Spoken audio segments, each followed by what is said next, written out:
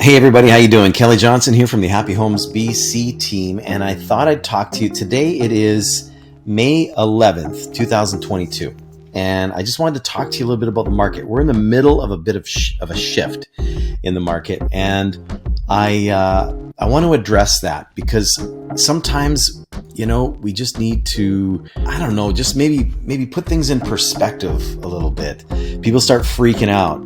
And I heard someone explain this a different way, and I thought, what a great way to explain it. That was awesome. It's kind of like we were speeding down the highway, going super, super fast, maybe coming down a hill or something, and we're going 160K, like 100 miles an hour, basically. And we're flying down the highway, and then we see, some flashing lights, and we go, I better slow down. And you slow down to the speed limit, and you're not even at the speed limit. You're down to, say, even 120 kilometers an hour, which is still pretty quick. It's actually speeding still, but it feels a lot slower, and you kind of get, it gets almost frustrating because you've been driving so fast, it feels that way.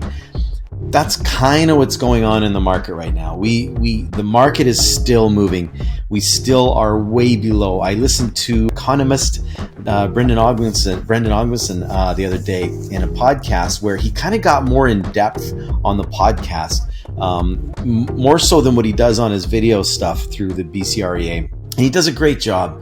But I loved how he explained things because it actually put it all in perspective for me too. And so I thought I'd share that with you. And the gist of what he was saying was kind of what I was talking about, that analogy. And he says, there may be a little dip or a little bit of time where buyers kind of pull back for a second. But what happens is a lot of the sellers, if they were shooting a little high for the next kind of wave growth or the next price growth or price point, and they were caught at the end of the wave, you'll see prices correct. That doesn't mean the market's coming down. That means prices are correcting to the demand of the day. And then all of a sudden, spring fever happens. New listings start kicking in. And we always know this happens in the spring. We live in British Columbia, so we have all four seasons, and the different four seasons do affect our markets, and we do plan for that. I've been in this business 25 years, so I plan for that. I plan for the spring. I ramp up for the spring. And so all of a sudden we ramp up for the spring. It's been going crazy. January, February was insane. And we're going, what the heck? And then all of a sudden the spring comes and things kind of slow down a little bit. And we're going, what's going on? And all of a sudden 3 times more listings than sales are coming in for 2 months in a row. And we kind of go, oh my gosh, the market's crashing. The market is not crashing. I will tell you this to put this in perspective, just so you can kind of get a feel. There was 15,000 listings roughly in BC at the end of 2021. That's why there was so much demand in January, February. And to put that in perspective, in order to reach a balanced market, which is balanced, that's not a buyers or sellers, or it's a balanced market. In order to get into the balanced market, we need about 45,000 listings in British Columbia, all over our board, all boards. And so that's where we saw the craziness. And then things happened. The stuff in Ukraine, oil prices, interest rates, a bunch of things all happened at once to create this perfect storm to cause everybody to go, wait a minute, let me just kind of rejig things a little bit. And what ends up happening also is all of that talk gets into the news and it gets into our brains, and our brains as a whole, as a group of people in British Columbia, we all go, oh my gosh, fear, fear, fear. And we get scared, right? But what ends up really happening in reality, and this has happened before, I'm going to show you this in a second, is that everybody just kind of all of a sudden gets used to everything that's going on, and then they start moving and grooving again. I don't think that it would be sustainable for the banks to keep increasing rates dramatically. They may hold them here for a bit where they're at. That's fine. But I don't think it's going to happen. I honestly don't. That's just my opinion personally. Some people would disagree with me on that. But anyway, if they do go up and they continue to go up over the next 6 months to a year, we're probably going to walk into a bit of a suppression in the market, and it may affect things about 5% in price. So anybody who bought at the end of the wave, you're okay. It's not going to ruin you. You're going to be just fine. Just wait it out and it'll kick in again. But if rates just kind of dip down again, or they get more normal, or they stop going up, I think that our demand is going to be just as much. The problem in BC is we have a lack of inventory. We have a shortage in inventory. The solution is not interest rates. The solution isn't taxing everybody and foreign investors. Foreign investors make up 0.03% of sales. Like, it's not even anything. But then we hear that in the news, right? We hear, oh, foreign investors can't buy. That's going to kill our market. Guys, it doesn't mean anything to our market. It really doesn't. So don't worry about that. That's a minor issue. That's nothing. So here we go. I'm going to tell you right here, sale price, okay? Over the last 3 years, look at the sale price growth. So we still grew. Here we are in 2022. We still grew because of the first part of the year. And then everybody thought we're going to keep growing, and they keep it going. We're just correcting. So we're still okay. Everything is fine. We still need a lot of inventory to come into the market to even get to balanced. Forget about buyer's market. Forget about getting into where buyers have all the power, right? So any buyers out there kind of going, oh, I'm going to get a crazy deal now because the market's changing. I'm going to start hammering on sellers, right? Do that if you know your pricing and you've looked around enough and you've done the research and you got a good realtor that can analyze pricing for you, and you go, well, yeah, this guy's nuts on his price. Whatever. I'm going to offer market value, and that's what I want to pay. I'm not going to pay his crazy price. If you have that attitude, you're going to be okay. But understand what a crazy price is and understand what market value is.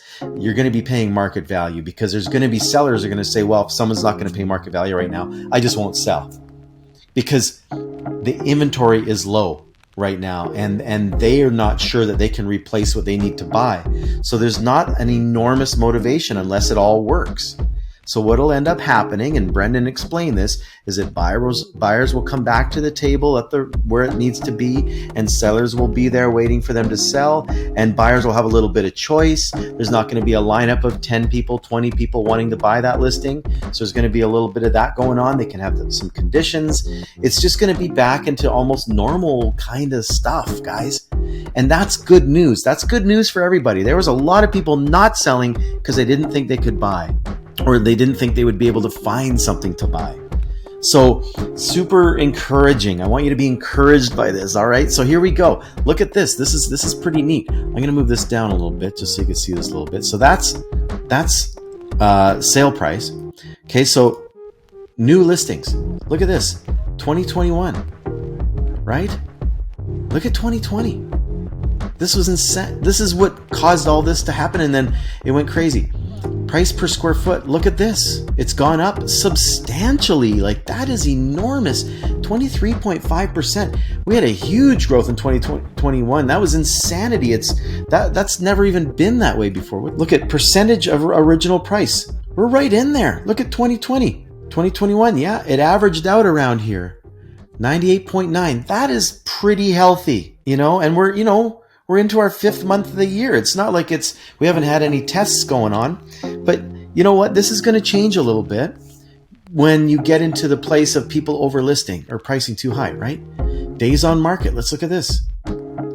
Gone up a little bit. It's gone up 42%. But you know what? It's gone up 3 days on the market.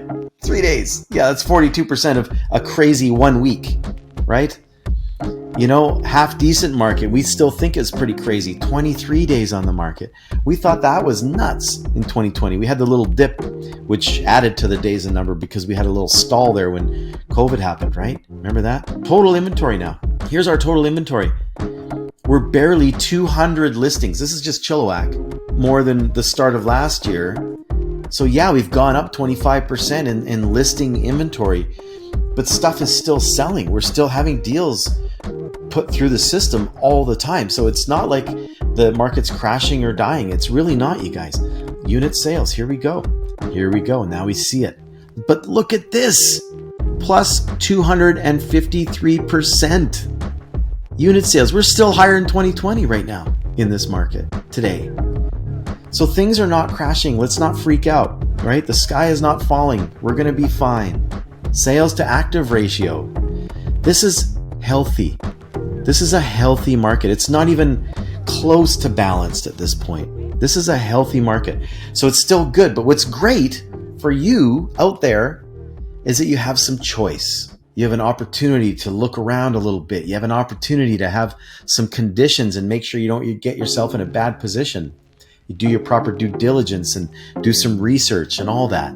If you want some help, if you want, honest knowledge on the market value of your home, and you get an honest picture of that, so you do your numbers from proper numbers, so you can see if you can make a move and make the plan work for you. If you want some help with that, get a hold of us. Go to happyhomesbc.ca or homesinchilliwack.com. You can see a bunch of reviews in there. You can get to know us a bit in there. You can do some searching. You can look for some properties. No one's going to bug you. You can get in there for free. I'm not going to bug you to look for properties. You can just go look and use it as a search engine if you want. And we got some blogs in there talking about some information, and our YouTube channel. You can link to that from there. There's lots of things going on our websites. But if you're thinking about selling, but you're not sure, but you're thinking about maybe talking about a plan, get a hold of us. We'll come meet with you. We'll give you some honest information, and that way you can make a proper plan and see if it works for you. Sometimes the conclusion is in our meetings, you know what? I don't think now is the time, but let's keep in touch and let's find the right time for you, and let's keep an eye on things. That is the honest answers you're going to get from us. I don't want to just get a listing or try and list houses if it's not the right time to sell and it doesn't benefit you the best for your game plan. So anyway, a little bit about that. Kelly Johnson from Happy Homes BC. I work with my wife, Nicole, and she's the boss. She's not here right now.